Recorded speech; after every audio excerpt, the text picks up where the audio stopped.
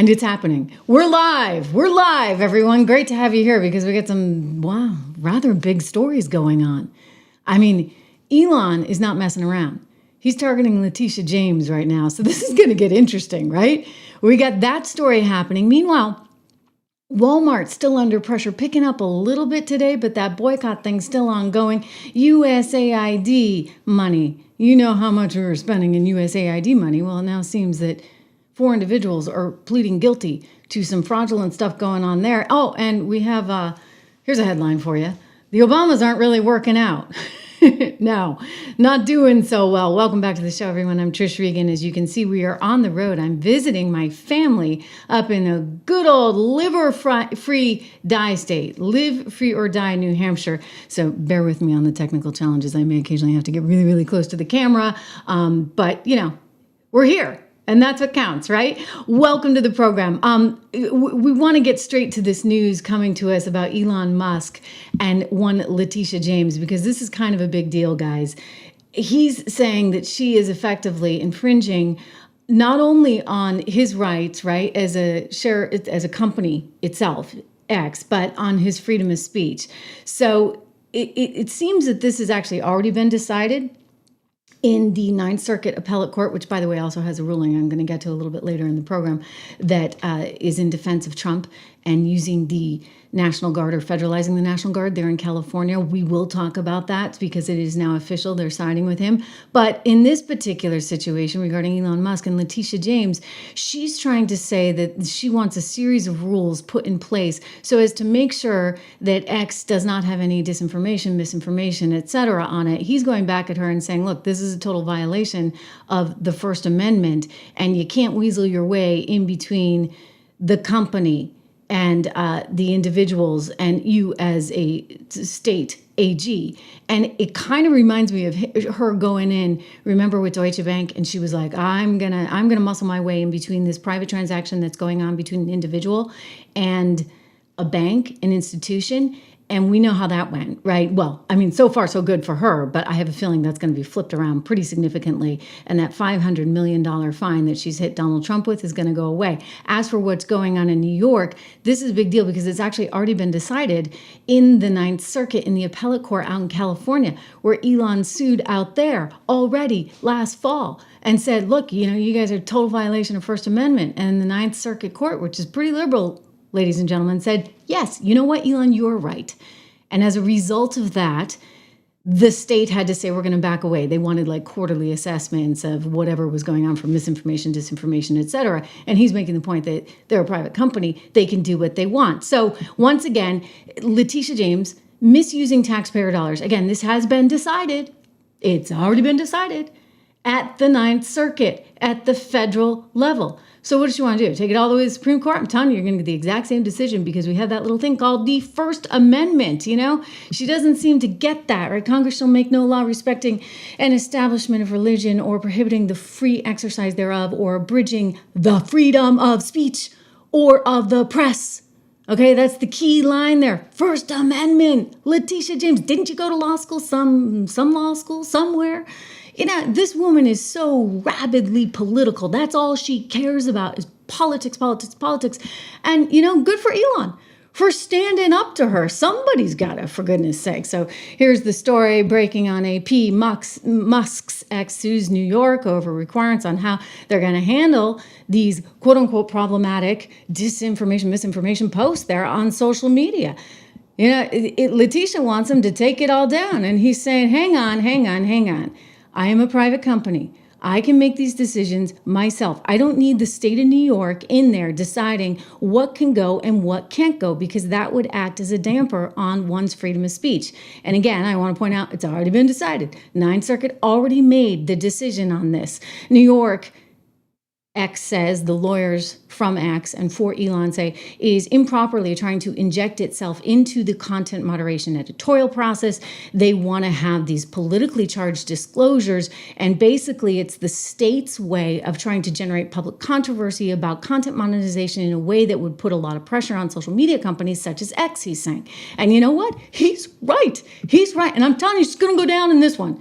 just like California went down in this exact case. I mean, the exact same thing was put forward to the panel of judges. And so it's already been decided. But Letitia, once again, hungry for attention, once again, trying to misuse everyone's money, is trying to bring this forward now. And he's saying, look, you're interfering in private business. And most importantly, you are violating free speech. You are violating the First Amendment. And so you're not going to get anywhere with this. Again, to just point out that this went forward last fall, and it was a federal appellate team of judges that blocked portions of that California law, at least for now. And they're saying it's all on free speech. It's on the First Amendment. And so consequently, the state had to agree that they weren't going to get in there and try and do all this content moderation reporting. In other words, it is up to the individual platform. And this is something, again, that Elon was all over back last fall when Democrats were saying, hey, listen, we need to win, so we need to control speech. This was Elon Musk's tweet that he put out, quoting John Kerry. I mean, it's wild. So John Kerry said, quote, if Democrats win, we can change First Amendment to fight disinformation. Our First Amendment, actually, this was the actual quote, and it came from Daily Wire News that was reporting on it. They said, quote, our First Amendment stands as a major block. I mean, they're all like, gosh darn it, that darn First Amendment. Like, why do we have to have that, right? Oh, Kerry wasn't the only one. I mean, you heard them all over. There was like a chorus of people. Actually, they've even got songs that they've made up. We don't have to listen to those, but they're really bad and they don't sing in tune. All the Democrats with other silly songs about Elon and Doge and Trump, etc. But, they don't seem to grasp this very, very basic thing that is the First Amendment in the U.S. Constitution. And so he wrote at the time, the Democrat Party is openly stating that they want to change the Constitution to end free speech. And I got to tell you, you know what? Alexandria Ocasio-Cortez, she was out almost as though she was anticipating this entire lawsuit between Letitia and Elon this week, stating the following. Listen very closely, guys, because what Kerry was saying or Elon Musk was insinuating back last fall doesn't sound a whole lot different from one AOC here this week. I do think that several members of Congress in some of my discussions have brought up media literacy because that is a part of what happened here. And we're going to have to figure out how we rein in our media environment so that you can't just spew disinformation and misinformation.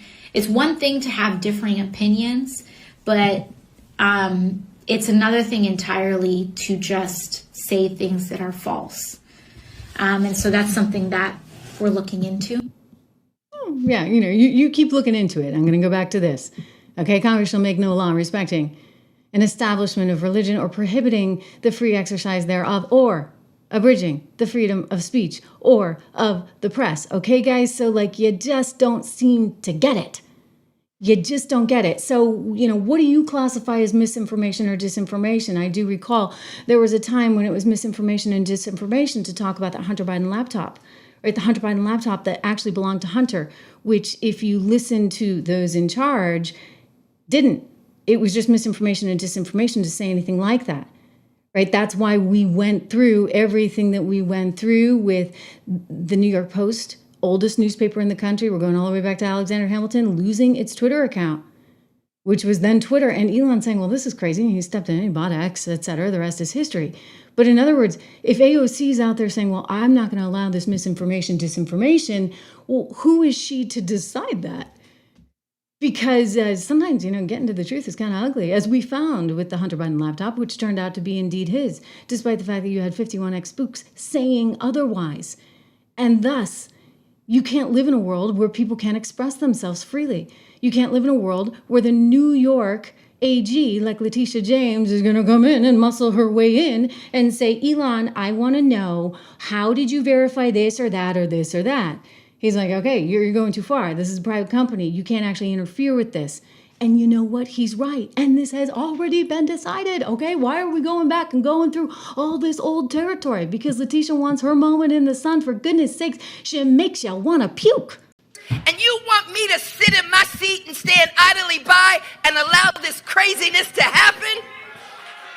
You could come after me if you want, but you elected me to stand up You elected me to use the law.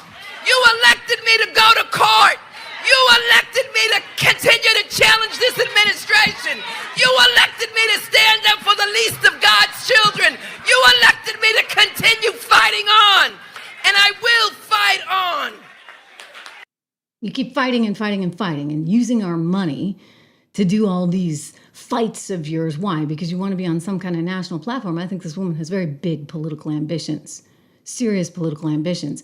But I think they will be thwarted. Because, one, I believe that case, the Deutsche Bank case, unbelievable example of her extending and overusing her power, something that came up in the appellate court discussion with the lawyer Judith Vale, who was representing Letitia James, because you see, once it gets to the appellate court, they try and get smarter people in there, the less political people. So she's arguing this case, poor woman, like good luck arguing that thing. I guarantee you that court is going to turn that whole thing around. What they may actually have to put forward are some restraints on the use of an attorney general's power in the state of New York, because she was just off the reservation, for goodness sakes. And meanwhile, you got this one going on as well, with her trying to say, okay, I want this, this, and this from Elon because I want to make sure that he's not pushing forward what I consider to be misinformation and disinformation. What you, Letitia, consider. Okay, well, we know what you're going to consider, right? Because you got your little political agenda. And that's where the court is going to have to step in. Once again, a waste of time and resources. It's already been decided in the Ninth Circuit, but she wants her moment in the sun. So here we are. Speaking of the Ninth Circuit, you know, there's a lot of things that have been decided in the Ninth Circuit. Have there not? Don't forget, we had the situation most recently out in California where Gavin Newsom tried to say, no, Donald Trump, you cannot under any circumstances take over or federalize the actual National Guard. And he said, you know what, I can. And the law is on my side. And guess what? The Ninth Circuit coming out just moments ago. This news just crossing and officially, ladies and gentlemen, deciding and siding with the Trump administration and the legal team on that one. So just out, the appeals court, you should know, in the Ninth Circuit, liberal Ninth Circuit in California, making the decision that indeed the president of the United States can federalize the National Guard in a situation like California where they are not actually trying to follow through with the law. They're not actually putting forward the law. So I told you this was going to happen. Did I not? We were talking about this all week. I said, watch, watch, watch. Here it is. The power to call up the National Guard. Title 10, U.S. Code 12406. The federal statute allows for the president of the United States to call into federal service members and units of the National Guard in such numbers as he considers necessary to execute the laws of the United States. Okay, you got laws. In the United States of America, one of the laws happens to be, whether you like it or not, that the federal government does have jurisdiction over who is in this country. Now, here I am in Live Free or Die, New Hampshire, okay? Live Free or Die country. I'm a big believer in states' rights, and states have a lot of autonomy, and that's built into the Constitution. But there are certain things where the federal government does actually have a lot of power. And the one thing, perhaps the only thing they really, really have the federal power in is on the borders and naturalization and who's in this country. So this is one that they're actually going to lose all day long, in that Congress makes the decision about who's here in the country, who can be in the country. And then the federal government's job, again, is to carry through on the law. And so if you have a state that is deliberately resisting this, well, where does that leave you? I mean, if you're going to be the United States of America, right? Where's Alexander Hamilton when we need him? We need some federalism here in the works. And this is what we're now seeing. So the Ninth Circuit, which is historically very liberal, coming through and saying just moments ago here, making the decision that at least temporarily, guess who has the power to call up the National Guard in the state of California? It is one Donald Trump, and one would have to assume that that extends to New York. So Letitia James, good luck on that one. I realize, the states don't like it. And to be fair, the states are trying to say, look, it's supposed to go through the state. Yes, it's supposed to go through the state, but it can't always go through the state if the state is actually there in opposition to the system, in opposition to the actual law. And thus, that is where we find ourselves right now, where you have states like the state of New York, like the state of California, that have a different view on this. And until they actually change the law, it is what it is. Barack Obama notoriously said this. We played this sound the other day.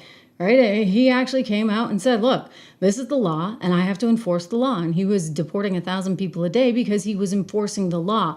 And if a state is choosing not to enforce the law, you can go all the way back to 1962, George Wallace, Alabama, all right? You're not going to integrate your schools. Guess what? We're going to put the federal government in there to make sure that the job gets done. And in that case, they did federalize the National Guard.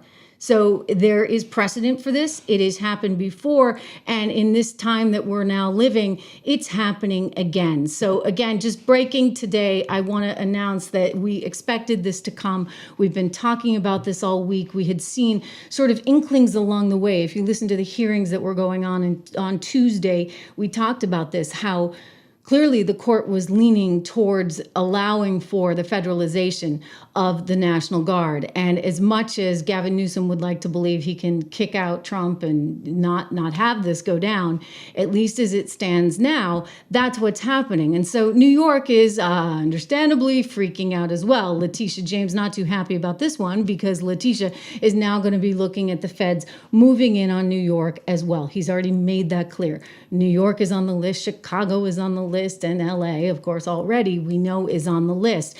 And we've seen this as recently as this week. You had Brad Lander, the comptroller there for New York City, trying to get in the way of federal law enforcement, trying to do their job. And guess what? They put him in cuffs, you know. You don't have to. I'm not obstructing. I'm standing right here in the hallway. I asked to see the judicial warrant. By asking for a judicial warrant? You don't have the authority to arrest U.S. citizens asking for a judicial warrant. We go too. Sorry. Away. Abstain. Where are you taking him? Hello? Hi, I'm the Comptroller's Press Secretary. Where are you taking the Comptroller of the New York, the City of New York? And with what authority? You're saying where are you taking him? And they're just getting him out of the way, right? And it looks like, you know, this may wind up in the courts as well, but ultimately, number one right here, right? Thank you.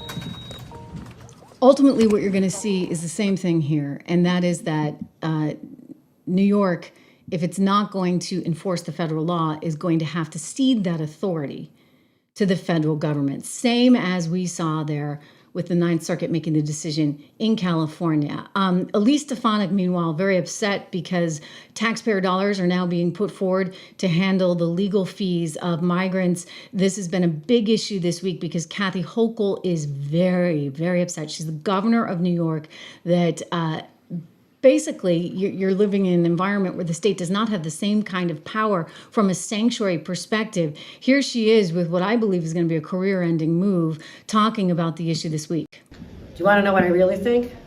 Please. It's bull. How dare they take an elected official who's been going down there for weeks to escort people who are afraid to walk into a courthouse in the United States of America. So Brad Lander has stepped up to be a guiding help for them. And this is what happens to them. What the hell is happening to this country? I just left Little Haiti. People are being traumatized. Small businesses, people walking down the street. When I was there in August, the streets were mobbed. People were walking down the sidewalks. There were vendors everywhere. The traffic was crowded. Today, there was silence. People are living in fear. One woman just told me the ICE agents are going in and out of buildings there. So part of this is related to the Supreme Court allowing for the Trump administration to strike down the law or the allowance of 532,000 people from the likes of Haiti, Nicaragua, Cuba, and Venezuela to come to this country. So Biden had allowed for all these people, 532,000, to come in. Some of them may have been in New York or other sanctuary cities. And all of a sudden now they no longer have that legal status to be here. And so ICE is making the decision that one, if you are here illegally, and two, if you've committed a crime, that you are then subject to arrest. And this is where you're seeing this divide, right, between what the state wants and what the federal government wants. And that's when it's going to get back to all of these laws. Again, when you look at the federalization of the National Guard, one can expect that that is also going to happen in New York. And so Kathy Hochul and Letitia James, they're preparing for it, with Kathy saying she's putting $50 million towards the legal fees. Don't forget, the Democrats were allocating, what was it, $10 million just towards Letitia's legal fees because of her mortgage fraud situation, her own personal doing that she's in that mess. Anyway, they're throwing money around to try and address these legal challenges. And I'm just going to tell them right now, it is money down the drain. Go back to the Constitution. Look at what it says. You do not have the right to be completely divorced from what the federal government is insisting upon. New York, California, Illinois. But nonetheless, here's Kathy. That are walking out of this courthouse, taken away from their families. They don't have the attention. They don't have the lawyers.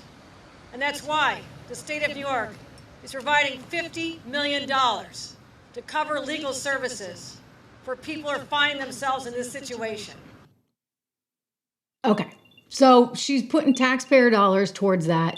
You can see how this is going, right? What is going to, I mean, the campaign ads are playing out in my head already. Elise Stefanik already did one with her tweet. Oh my gosh, she's putting the needs of illegal migrants ahead of people that are here in this country. Another story that just broke today, we saw that Pam Bondi is going after the Kentucky governor because the Kentucky governor is, in her estimation, putting illegals first because they're allowing for scholarships for university for people who are here illegally.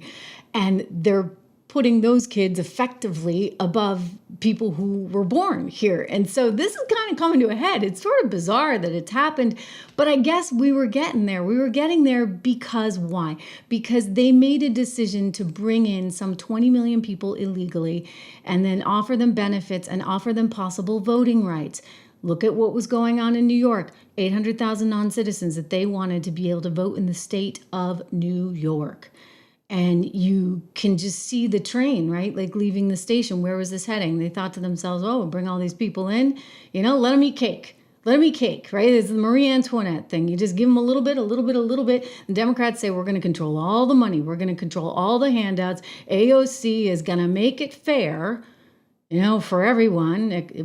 She's certainly going to make it fair for herself. Don't forget, she's the one that was on the private jet along with Bernie Sanders so they could go do that whole socialism tour earlier this year. There's a method to the madness. There's only one sort of team of people that succeeds in that, and it's the utter elites, the people in control, the AOCs and the Sanders of the world. So now we're looking at all the states once again banding together with one Letitia James to try and fight California's federalization, or Trump's federalization of the National Guard in California. But I got news for them, just like I got news for Letitia on the Elon Musk thing. Guess what? You're not going to get to first base because the Ninth Circuit has already made the decision. So once again, you're wasting everybody's time. You're wasting everybody's money. It's like the only thing she knows how to do, right? Wow. We got some interesting news. Hopefully you can still see me here. See, I told you it was going to be a little rough going. Up in New Hampshire here, but I wasn't going to miss a show. No, not Trish. Not when we get this much going on.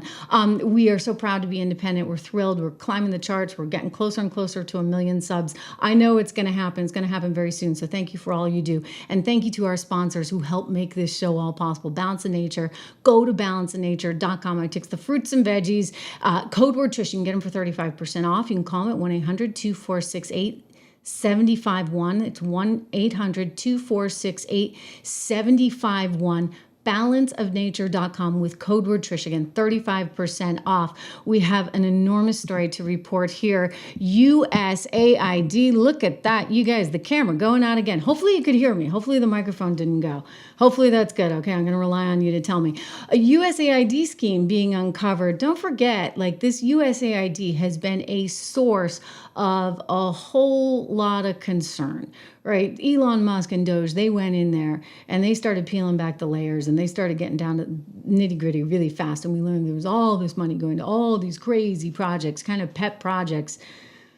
You know, the DEI musical in Ireland, for example, or, you know, the trans comic book or whatever you have it. I mean, just in Peru, like weird kind of stuff. And you're like, is this how they employ everybody, you know, that's coming out of academia with a PhD and who knows what, right? Is this where they go? Is this like, you know, that I don't know. I mean, it didn't really make any sense, frankly, at all. You know, I get it. They want to advance the U.S. agenda, but when did the U.S. agenda become all that? People are saying, And there's been this backlash against it. And in an environment where, you know, we can't afford a whole lot, we get news that Social Security is on the brink and it's going to go belly up faster than we ever thought. And you're trying to deal with healthcare costs and rising inflation, this, that, and the other. Do we really have money to be focused on all of these weird projects all over the world? And the short answer is no. Anyway, one of the concerns in all of this was just exactly what the kickbacks were, like who was getting what. And it certainly was a question on the media front when we saw, for example, that Politico was getting millions of dollars, and it was all tied to their Politico like subscriptions that, you know, you get like a Bloomberg subscription, right? Like I get it on Wall Street, you kind of need it for trading. People have like a Bloomberg terminal. Well, here you need like a Politico terminal? I don't think so, but they were getting all this money, and if you looked, it actually coincided with the election. Don't forget, Politico was actually the group that they put the letter, right, for the 51X spooks. We were just talking about that, who believes what is misinformation or disinformation. They kind of had them on speed dial, and they had some of these other organizations, like Reuters, for example. They were getting a lot of USAID money. All these organizations, New York Times was getting USAID money. And then you wonder why everybody spots the same darn narrative over and over again. We're not getting any USAID money here on the Trish Regan Show. No, right? Fully independent. But you got to say to yourself, is this why they all sing a chorus all the time? And I think the short answer to that is yes. And so we're learning more and more by the day. Now this breaking story just coming to us, 4 people have pleaded guilty in this USAID scheme, which sounds quite colorful, involving country clubs and sports tickets. What do you know? Okay, let's listen. Here's a Fox report on it that just came forward. Well, 4 people are pleading guilty, all part of a $500 million bribery scandal involving USAID. Mike Emanuel has the story from Washington.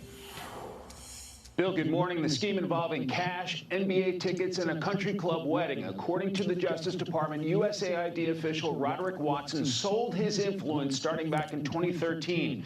Contractors Walter Barnes and Daryl Britt funneled payoffs through subcontractor Paul Young to hide their tracks. It doesn't end there. Barnes' company, working in conjunction with another firm, kept receiving federal funds. $5,000 for human resources consulting late last year, and then later, after suing the government, a contract worth up to $800 million.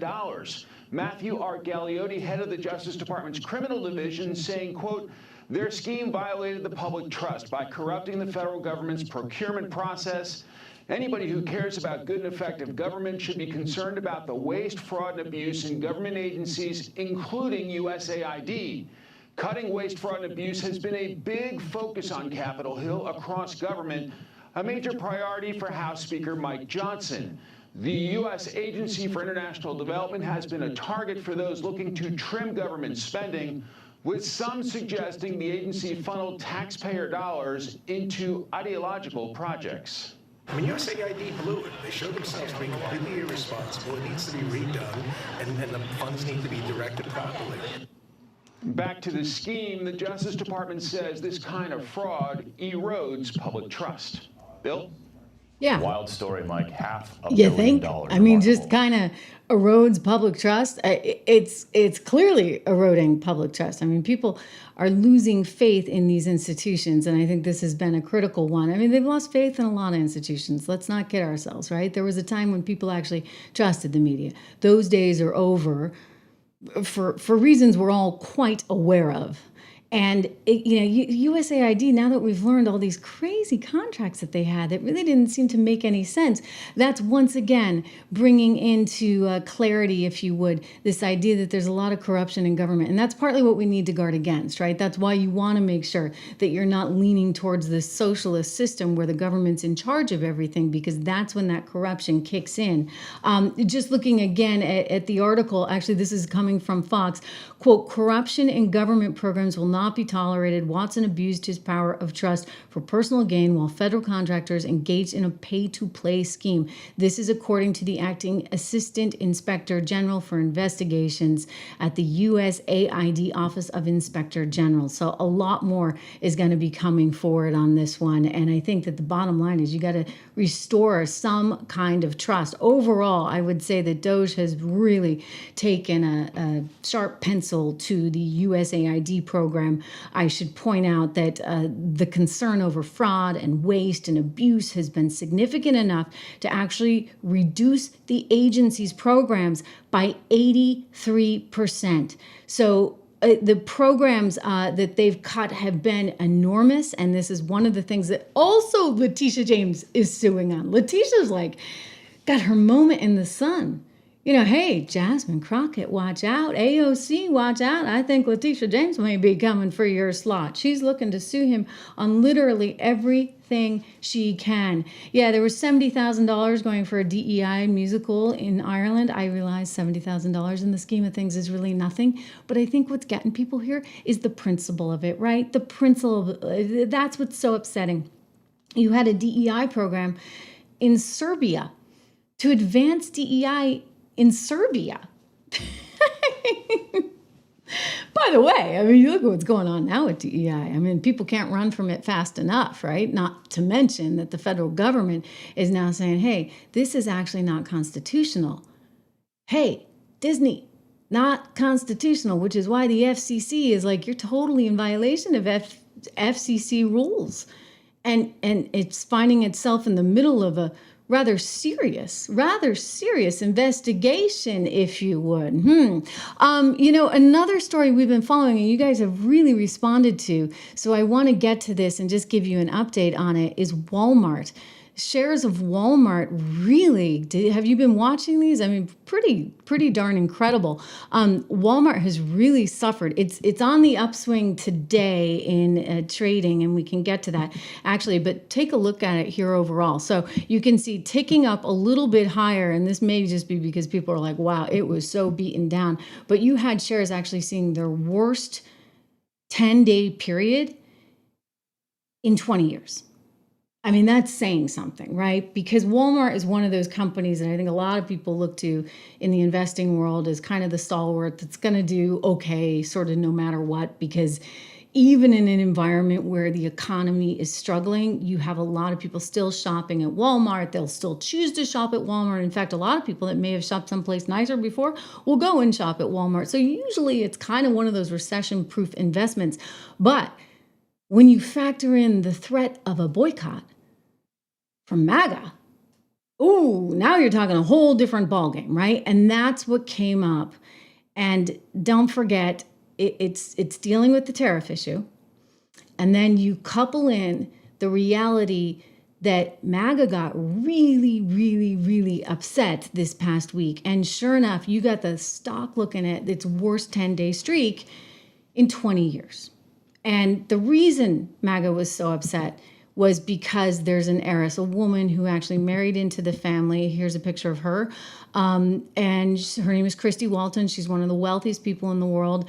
And she is the widow of the son of the Walmart founder. So when he passed away, she inherited part of the company. She's worth some $18 billion, and she owns 2% of Walmart. And she decided to come forward with this ad that she put, and everybody noticed. Anna Paulina Luna, she was actually on the show last week talking about this.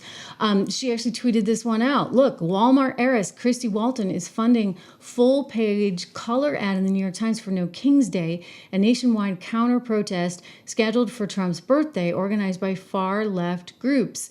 And she's making the point that maybe Walmart is actually really, really upset about those China tariffs in ways that, maybe you didn't anticipate. I'd also say that this is somebody, Christy Walton herself, who has a very liberal bent. In fact, if you look at her history of donations, which we did, she's donated previously to the Lincoln Project $500,000 to the Lincoln Project. And since 2020, she actually hosted a fundraiser in Jackson Hole for Kamala Harris's campaign. She's very, very much into philanthropy and green stuff and, fine, okay?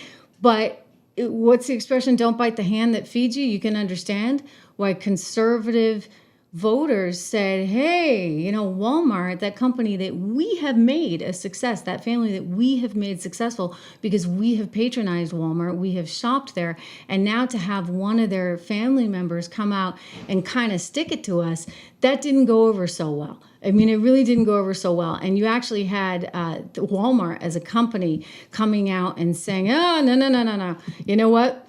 She's not one of us. She's not involved in any way, shape, or form. We condemn this violence, including when it's directed towards law enforcement and the damaging of property. As a company with associates and customers in the Los Angeles area, we remain focused on their safety and that of the impacted associates. This is in regards to, remember, the protests that were going on just recently in LA.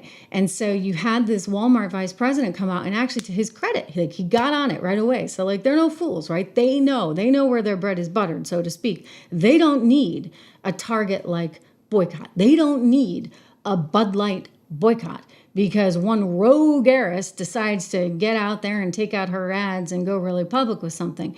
They also pointed out that the advertisements from Christy Walton are in no way connected to nor endorsed by Walmart. She does not serve on the board. That's an important distinction, nor play any role in decision-making at Walmart. In other words, the woman's nowhere near the company. Don't even think about it. You know what? She's distant. She's just the crazy heiress that's going to do that stuff. But you can see why people got upset, because if Walmart looks like it's inserting itself into the political dialogue like Target did, like Bud Light did, well, then that's going to be a problem. So already people were talking about boycotting. I saw huge response from you guys. Even on this page, you're like, I'm not shopping at Walmart anymore. I don't want any part of this. I don't want to line her pockets. Again, until she divests completely from the company, right? Every time the stock price is going up, you are technically lining her pockets. I should point out that Trump has been very hard on Walmart because Walmart is upset about these tariffs from China. Don't forget, this company started in 1962 in Arkansas, and it used to be Walmart with the dash in the middle. Here I am in New Hampshire, and our next door neighbors were from Mississippi. They loved Walmart, and they knew all about it. I think they introduced my family to Walmart way back in the day when we first got one, and everybody used to call it the Walmart. I'm going to the Walmart. And they used to actually sell a lot of American-made products. They had a big campaign.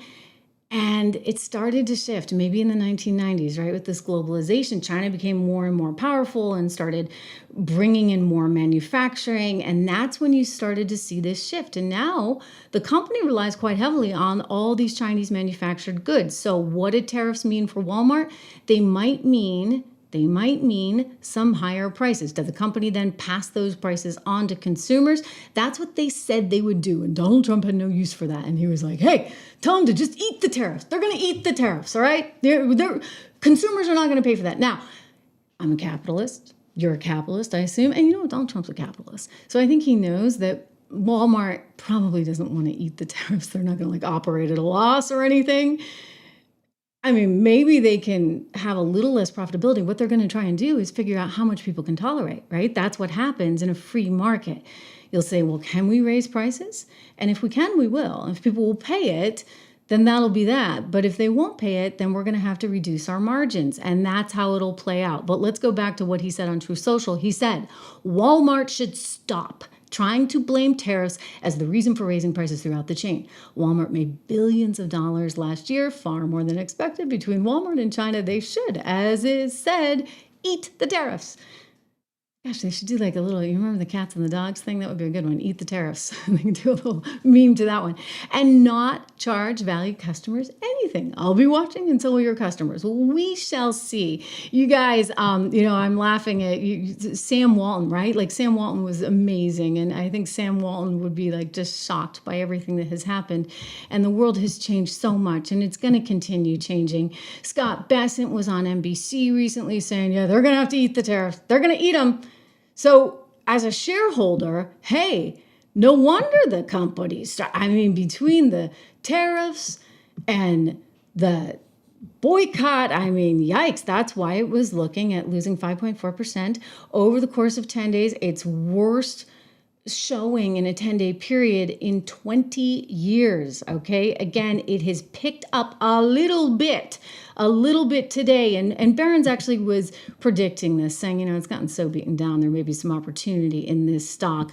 And, indeed, we'll see. We'll see how it shakes out. I actually don't think that the tariffs are going to be as miserable for Walmart or the country as some have suggested. Meanwhile, Bessent speaking about this recently on NBC. Let's listen. Asking about Walmart, this big news from Walmart. It says it will start raising prices on its consumers, Mr. Secretary, as early as this month due to the tariffs. Now, President Trump out with a very stern warning on social media saying Walmart, quote, should eat the tariffs, adding the company made far more than expected last year.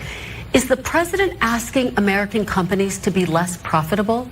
I was on the phone with Doug McMillon, the CEO of Walmart, yesterday, and Walmart is, in fact, going to, as you describe it, eat some of the tariffs that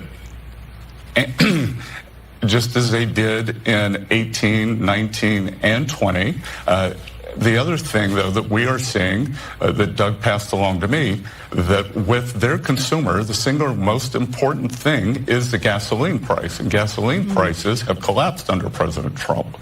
So we are seeing that. The other thing that will happen, that is a direct tax cut for consumers. Then the transportation costs are also a big input. Yeah. So let's see what happens. And that's fair. I would say that everything that's going on overseas right now is leading to some higher prices on the oil front, at least temporarily. Although today crude oil futures are down slightly, almost 0.2%. So again, we'll watch this pretty carefully. But over the last 3 months, or rather even just in the last month, I should point this out because prices had gone down. You were looking at crude oil around $61 a barrel in the futures market, and now we're looking at 75. So that's a pretty significant uptick. Between you and me, I actually bought an oil ETF right around that time, actually anticipating some of this challenge. And look, it's not going to be great for the administration. Obviously, what's going on overseas is a problem for oil prices. Perhaps just another reminder why we need to be energy sufficient and independent ourselves right here in the US of A, right? All the more reason why you want projects that are investing in energy here in the USA. But, the Walton family, they've done pretty well, shall we say, off of mainstream America. And as a result of that, I think people have really kind of sort of reacted very negatively, and understandably so, because they feel a little jilted when they see a family member out doing what Christy Walton has done. If you're interested in investing, maybe in Walmart or oil or stocks or any of that, take a look at 76research.com. That's my company, my financial research company. I started with a dear friend, and we have a lot of ideas on there for you. In fact, our Father's Day pick is up some 23% since we chose it, and we do believe it's got more upside ahead. So it's only $1. You can get your money back, and he says money back guarantee, right? So you're out $1. I think you can spare it. Anyway, hopefully we make you a whole lot of dollars. Go to 76research.com and take a look at some of our advice there for investing. Really, really important to do right about now, right? Is it not? Again, use code word dollar, my gift to you guys. I'll tell you, one other thing I want to get to, because it's always kind of funny to talk about. Let me make sure we get our camera fixed here. Up. Okay. Hopefully the audio is still on. I told you, this is how you know I'm live, because I would never allow those mistakes to happen if we were on tape. Okay, this is how you know I'm live. The Obamas, I think they're getting closer and closer to a divorce. Michelle, speaking on her podcast, I mean, maybe she's just desperate for attention. I don't know what's going on, but Michelle Obama saying once again some rather critical things about her husband. It's really kind of weird. She goes on there once a week and she bashes Barack. Oh, you guys are so funny. Scott, thank you for your generosity. And Trish for Fed chairman. You know how hawkish I would be. Trump wouldn't like me. You know why? Because I'd never want to lower interest rates. I'd never want to flood the system with capital. Or if I did lower interest rates, I actually would do it at the right appropriate time.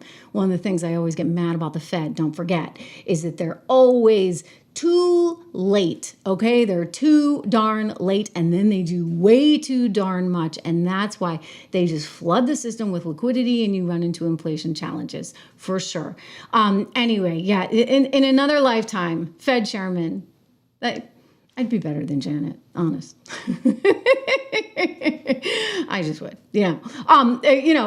Jerome, look, he's got a hard situation. I realize that Trump would love to have lower interest rates right now. And look, whether he's right on that remains to be seen. I think that the economy is actually doing really well. So I'd be hesitant to flood the system with too much money. But I digress. Let's go back to Michelle Obama and the looming divorce. I mean, there were all those rumors about Jennifer Aniston. I was like, oh, okay, Barack. Who knew? In more ways than one, right? All right, wow. Okay, more power to you. It seems like those weren't really true.